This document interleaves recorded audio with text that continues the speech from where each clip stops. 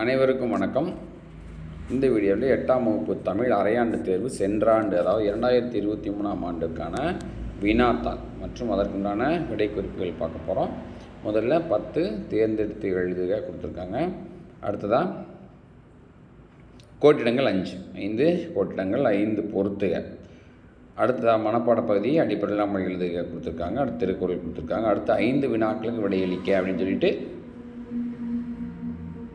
7 கேள்வி கொடுத்துருக்காங்க. அடுத்து வேணும் 5 வினாக்களுக்கு மட்டும் விடையளிக்க மட்டும் மறுபடியும் ஒரு 7 கேள்வி கொடுத்துருக்காங்க.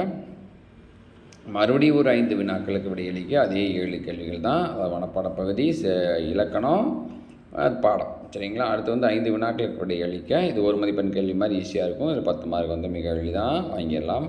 அது கலை சொல்லாதே வருது பாருங்கள். அதுக்கடுத்து தொழிலிடங்களை பொருத்தமான சொல்லுறுப்புகளை கொண்டு நிரப்புக. அடுத்து 5 ஒரு மதிப்பெண் கேள்விகள்.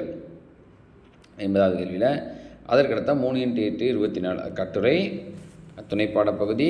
அடுத்து ஒரு பிக் கொஷின். சரிங்களா? 3 சேர்த்து 24 மார்க்கு கேட்டிருப்பேன். அடுத்த இப்போ நம்ம போகிறோம் பொது மதிப்பெண் கேள்விகள். அடுத்து கோடிடங்கள் 5. அடுத்து பொறுத்து 5ற்கான விடைகள். அடுத்து அடிவில்லாமல் எழுதுக. அடுத்ததாக பார்த்தீங்கன்னா அடுத்தடுத்து கேள்விகள் 20, 21, 22 5 வினாக்களுக்கு மட்டும் விடையளிக்க 2 மதிப்பெண் கேள்வி வந்துடுது. அதற்கடுத்து மறுபடியும் ஒரு 5 வினாக்களுக்கு மட்டும் விடைக்க 2 மதிப்பெண் கேள்விகள். அதற்கடுத்ததாக 3 மதிப்பெண் கேள்விகள்.